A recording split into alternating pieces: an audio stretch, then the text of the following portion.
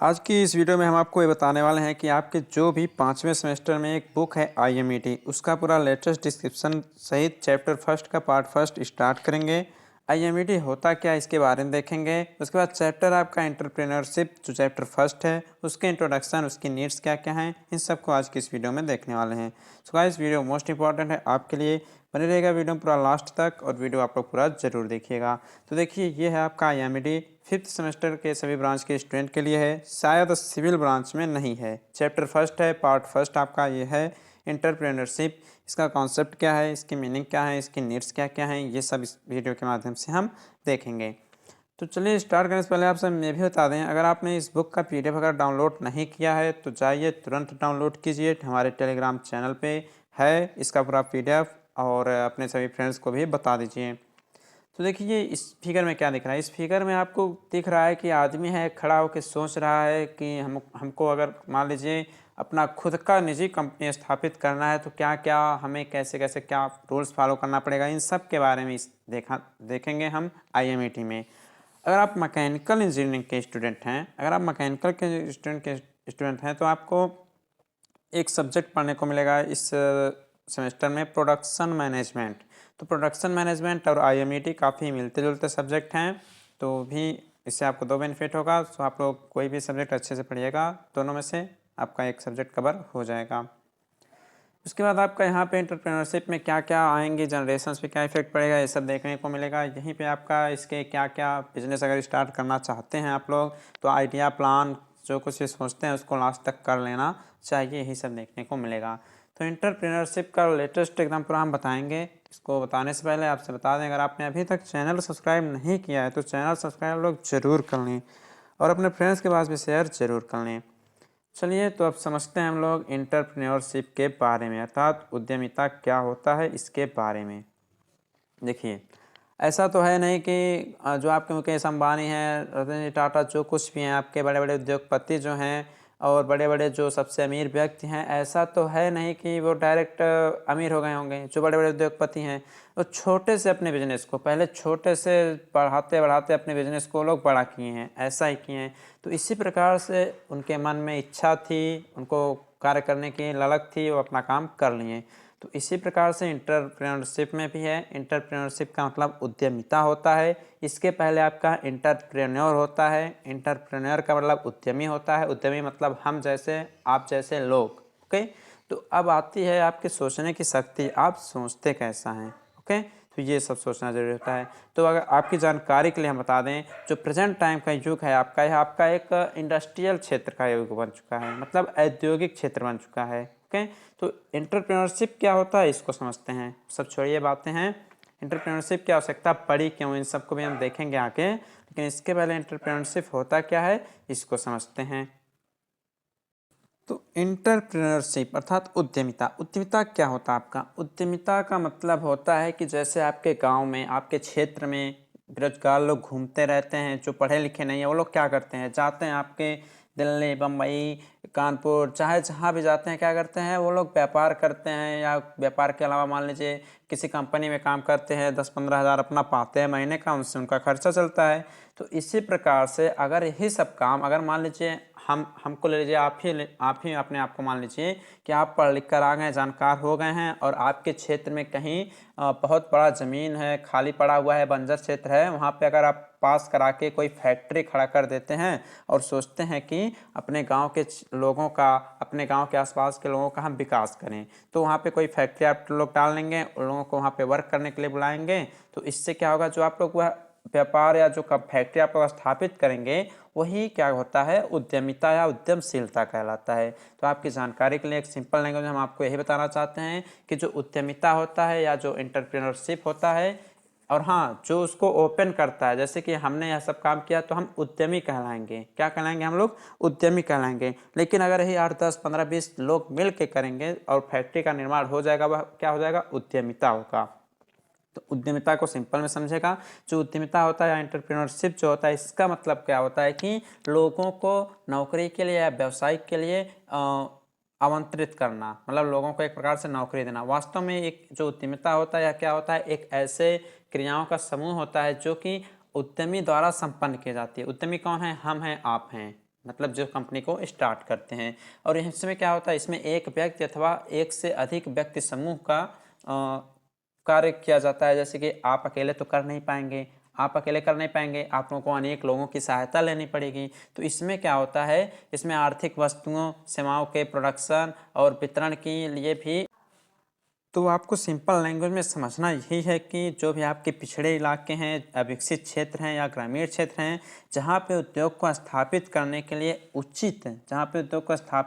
लिए अनुकूल औद्योगिक वातावरण ना हो, ठीक, ऐसे स्थान पर किसी नए एवं अनुभवहीन व्यक्ति द्वारा उद्योग धंधे स्थापित करने की क्रिया या व्यवसाय प्रारंभ करने की क्रिया को ही उद्यमिता बोलते हैं। जैसे कि मान लीजिए आपके ग्रामीण क्षेत्र में ये सब क्षेत्र नहीं है, जैसे कि आपके लखनऊ में बहुत सारी फैक्ट्रियां चलती हैं, आपके कानपुर में अलग फैक्ट्रियां हैं, लेकिन आपके अन्य इधर जैसे मतलब पिछड़े क्षेत्र में जाएंगे तो वहाँ कंपनियां नहीं हैं, उन लोगों को कमाने के लिए दूर जाना पड़ता है, वहाँ पे व्यवसाय वाला वातावरण ही नहीं है। तो ऐसे वातावरण में आके कोई व्यक्ति है, पढ़ा लिखा है, ऐसे वातावरण में आके अपना कोई धंधा स्थापित करता है, बहुत बड़ी फैक्ट्री बना लेता है, उसमें व्यापार करने की वो कोशिश करता है, व्यापार करना चाहता है, तो यही सब का जो प्रोसेस रहता है वही सब उद्यमी कहलाता है। और जो इन्हें करता है जो सब प्रोसेस होता है वह उद्यमिता कहलाता है, जो इसको करता है इन सभी कार्य को वह उद्यमी कहलाता है। तो डेफिनेशन देखिए आपकी स्क्रीन पर लिखा हुआ है, यहाँ पे आपका टोटल लिखा हो गया है कि ग्रामीण इलाकों, पिछड़े क्षेत्रों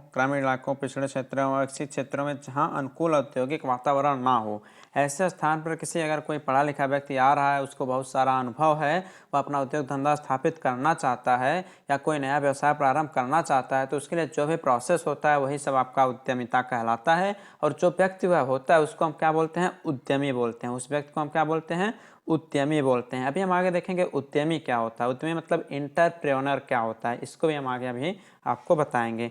इसके अलावा आपको हम ये भी बताते हैं, जो भी व्यक्ति ये सब प्रोसेस करता है, इसको ओपन करता है, मतलब एक प्रकार की फैक्ट्री समझ लीजिए जिसमें अनेक लोगों को रोजगार दे सके, ऐसे ही प्रोसेस को उद्यमिता हम लोग बोल सकते हैं।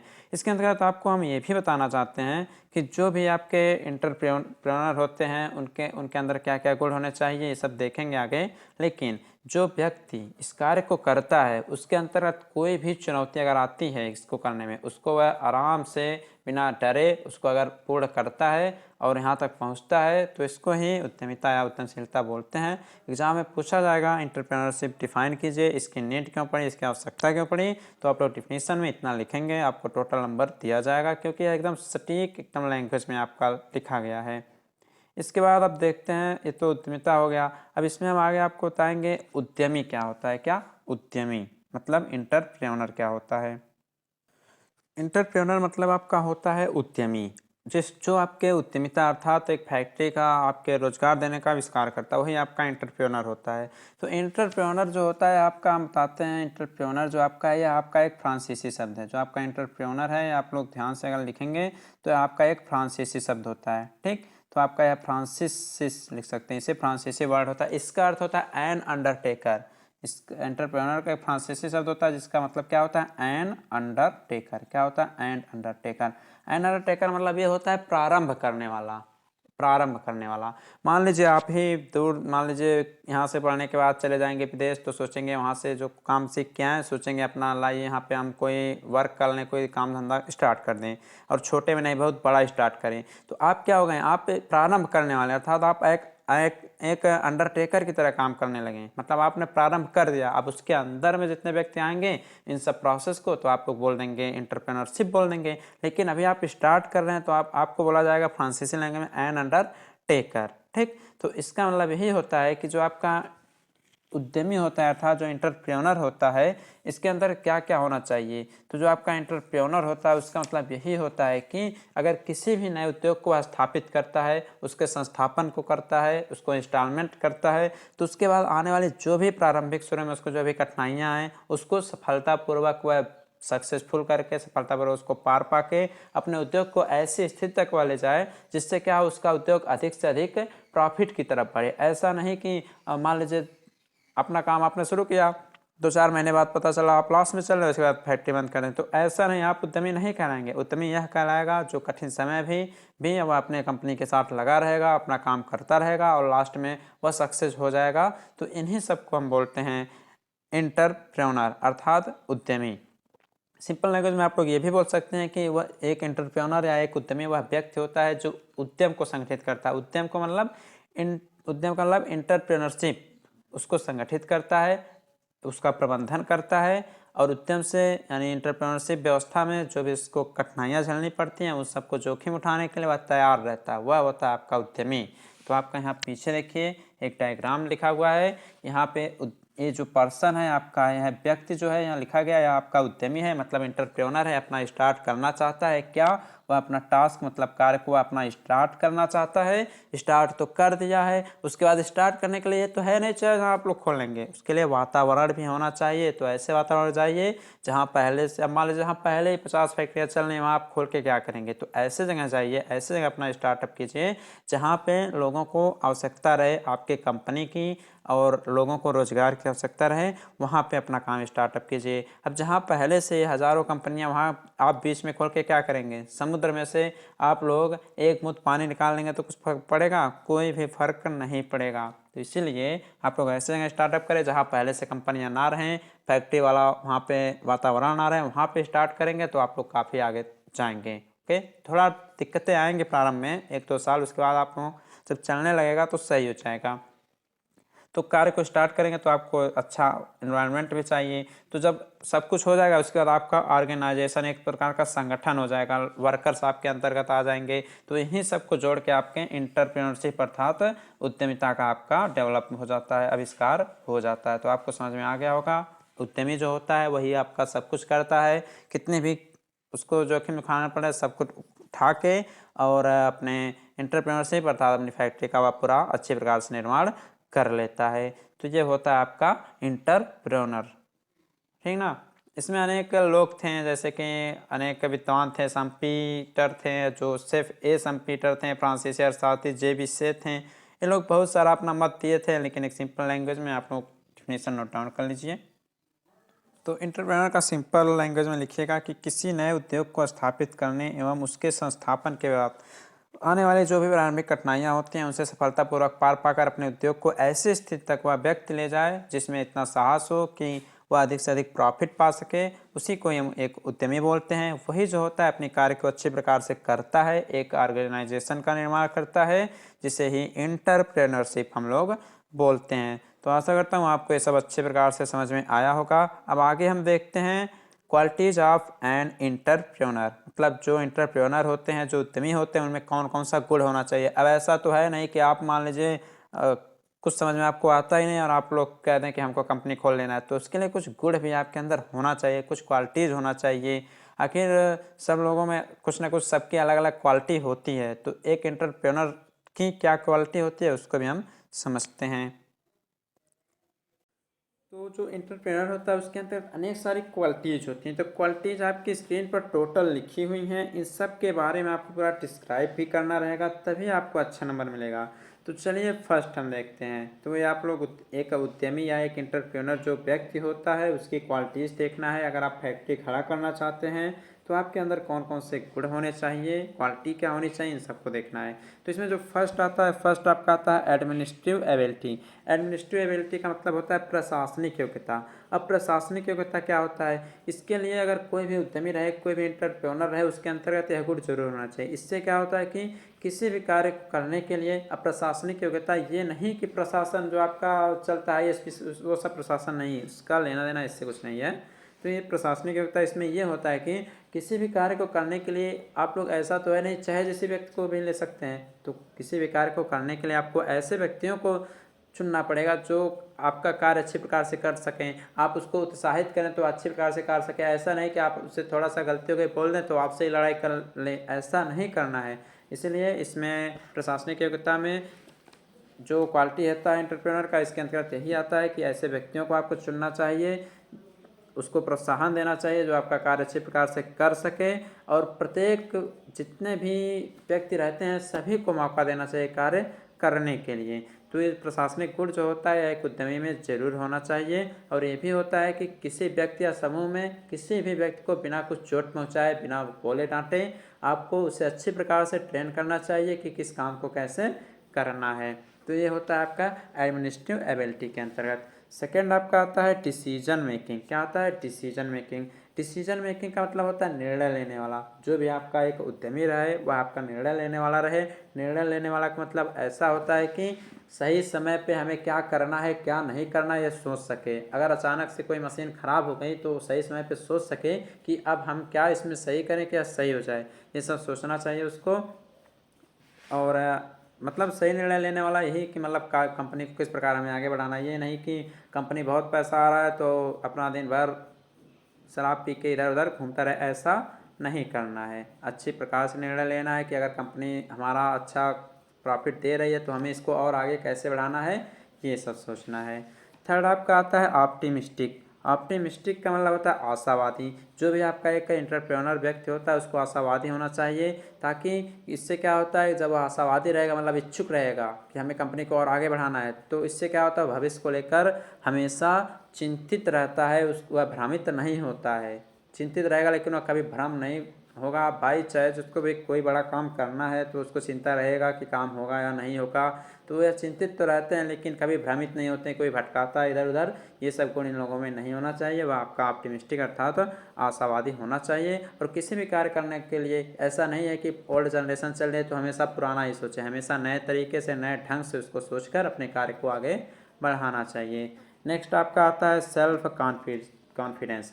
सेल्फ कॉन्फिडेंस में क्या होता है, सेल्फ कॉन्फिडेंस में आपका ये होता है कि आत्मविश्वास होना चाहिए। जो भी आपका एंटरप्रेन्योर रहे उसके अंदर यह आत्मविश्वास होना चाहिए कि हम वर्क कर रहे हैं तो हमें सफलता जरूर मिलेगी। ऐसा नहीं कि हम कार्य कर रहे हैं कहीं हम असफल हो जाएंगे। अब आप ही लोग पढ़ रहे हैं तो आप लोग ये सोचते हैं, आप लोग जैसा पढ़े होंगे आप लोग ही सोचते होंगे कि हम सफल होंगे या नहीं होंगे, तो आपको ही पता होगा। तो सेल्फ कॉन्फिडेंस बहुत ही ज़रूरी होता है एक एंटरप्रेन्योर के लिए। इसके साथ साथ ये भी होता है कि जो आपका एंटरप्रेन्योर या जो उद्यमी होता है वह जितने भी नए नए कार्य होते रहते हैं अन्य कंपनियों में इधर उधर सब कुछ, उन सब के अकॉर्डिंग अपनी कंपनी को आगे बढ़ाना चाहिए।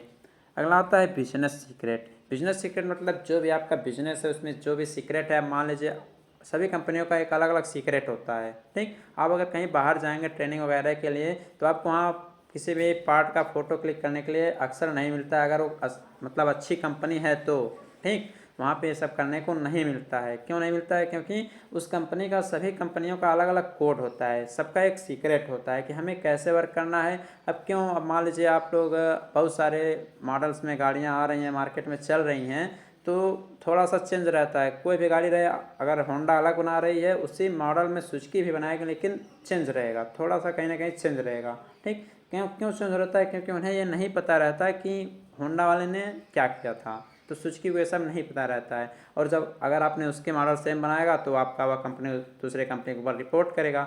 इसीलिए जो भी आपके अंतर्गत जो भी आपकी गोपनीयता रहे कंपनी की, उन सबको किसी दूसरे को नहीं बताना चाहिए, नहीं तो आपको नुकसान सहना पड़ सकता है। तो हम आपको ये सब एबिलिटी मतलब गुण बता रहे हैं, आपको आगे अपने सोच बना के लिखना है। इसके बारे में थोड़ा थोड़ा हम बता भी दे रहे हैं, अच्छे से सुनेंगे आप लोग नोट्स भी बना के लिख सकते हैं। इन सबको हम नहीं बताएंगे लिखाएंगे नहीं, जो कुछ बताना है इसमें ही बोल दे रहे हैं, आप लोग ध्यान से सुन लीजिए। नेक्स्ट है कम्युनिकेशन एबिलिटी। कम्युनिकेशन एबिलिटी में क्या होता है कि संचार योग्यता इसे बोलते हैं। कम्युनिकेशन, जिसका कम्युनिकेशन स्किल नहीं सही है, अब मान लीजिए आपको अपने कस्टमर से कैसे बात करना है, अगर ये समझ में नहीं आता है, आपको नहीं समझ पाते हैं, तो आप लोग कोई भी कंपनी अच्छी प्रकार से कोई भी कार्य, कंपनी की बात छोड़ दे, कोई भी कार्य अच्छी प्रकार से खड़ा नहीं कर सकते, काम नहीं कर सकते हैं। अब मान लीजिए कोई आपसे अच्छे से प्यार से बोलता है, तुरंत आप उससे लड़ाई करने लगें, झगड़ा करने लगें, तो क्या आपकी उससे बात बनेगी? नहीं बनेगी। तो जो भी आपका एंटरप्रेन्योर होता है उसे अच्छी संचार योग्यता वाला होना चाहिए, जिस सबसे अच्छे से बात करना चाहिए। और अगर कोई कुछ बोल भी देता है, अगर उसको सहने लायक है तो उसको वहीं पे उस बात को दबा देनी चाहिए, आगे लड़ाई वगैरह नहीं करना चाहिए। नेक्स्ट है टेक्निकल एबिलिटी। आज के समय में अगर टेक्निकल क्षेत्र की बात करें तो सभी के अंदर टेक्निकल ज्ञान जरूर होना चाहिए। अगर वह अपना एक ऑर्गेनाइजेशन बनाना चाहता है, तो कोई फैक्ट्री खड़ा करना चाहता है, तो उसके अंदर टेक्निकल एबिलिटी अर्थात तकनीकी ज्ञान जरूर होना चाहिए।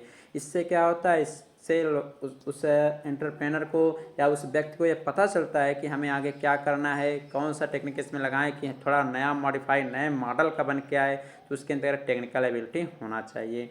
अगला है willing to take risk. Willing to take risk मतलब जोखिम उठाने वाला होना चाहिए।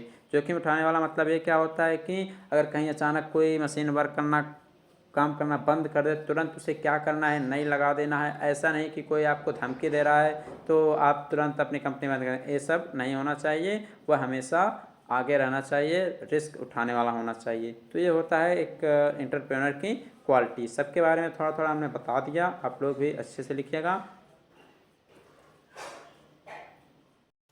तो जो भी इसकी आवश्यकता थी एंटरप्रेन्योरशिप की, इसको समझते हैं। तो अब आप ही लोग अपने मन में सोचिए कि हमें इसकी आवश्यकता क्यों पड़ी।